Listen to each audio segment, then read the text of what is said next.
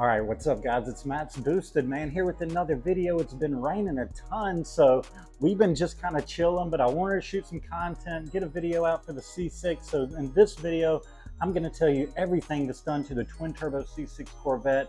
I'm gonna tell you the challenges we ran into, all the parts buying process, pretty much the entire story of this bad boy here, right now. So yeah, I bought this car about 3 years ago, 2021, my first Corvette. Before the Corvette, I had 5 Mustangs.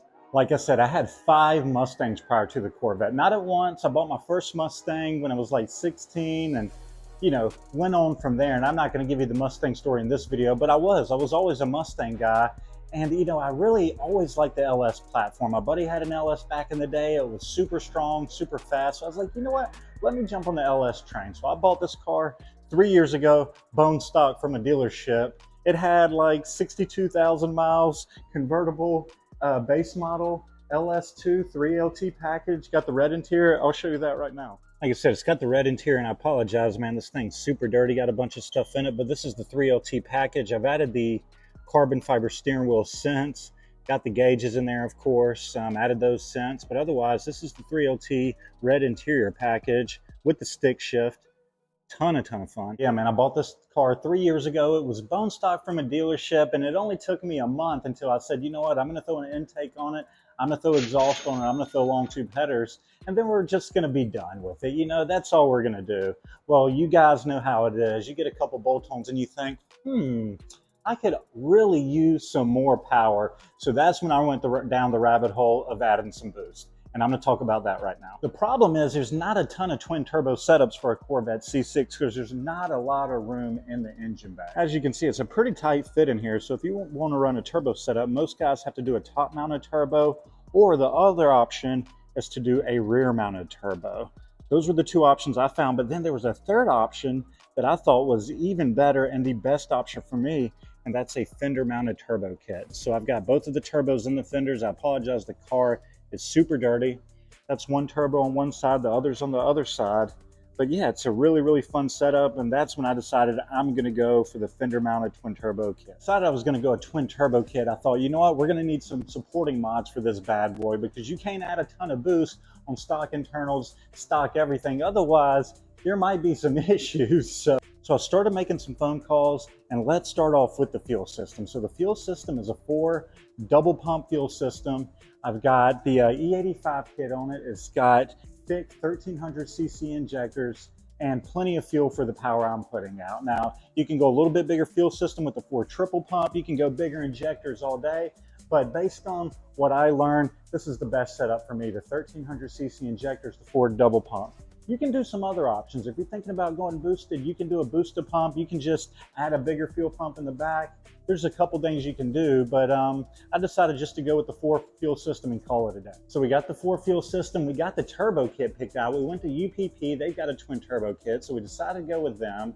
And then after that, we got to start thinking stock engine internals, or I guess engine internals in general, get rid of the stock ones. So I made a call to Brian Tooley Racing. They gave me a kit. It's got the camshaft, it's got the valve springs, everything for the heads, the lifters, all the supporting mods for a big boosted application, the thicker head gaskets. And then I took it to an engine builder here in Atlanta, and he built the bottom end for me. It's forged. It's meant to hold 1200 horsepower. At the wheel, it can do close to that now. So it's pushing it to its limit, but it's been really solid so far. So yeah, we got the turbos, we got the fuel system, we got everything we need for the engine internals.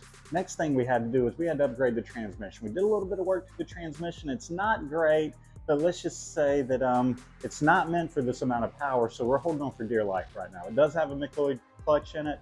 It's really strong, been really good, but the transmission is not built for 1,000+ horsepower, and that's next on the list, and we're doing that within the next couple months.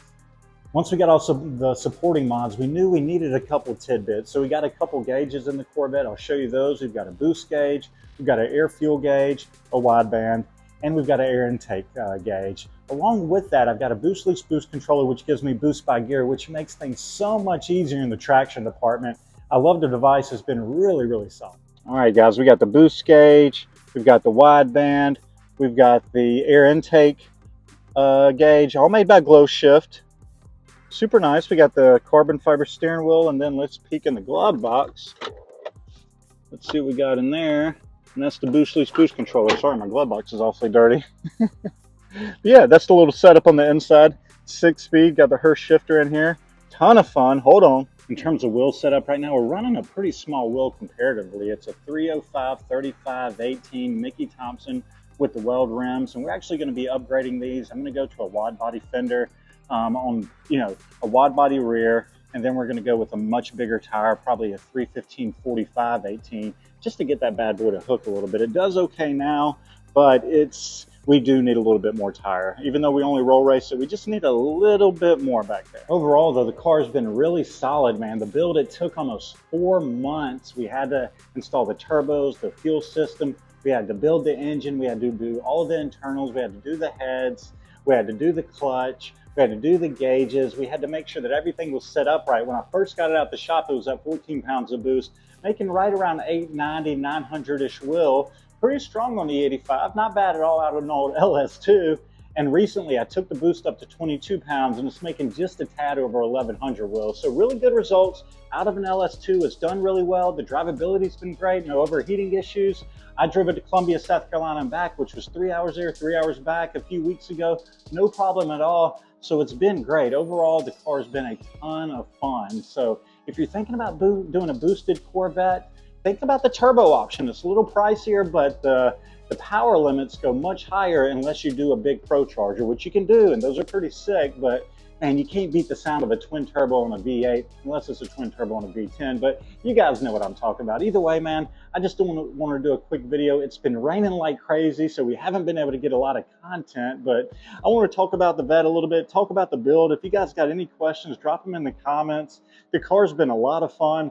All we need now is more power and more traction, and I think that's the name of the game, right? So appreciate you watching, like and subscribe. It's Matt's Boosted.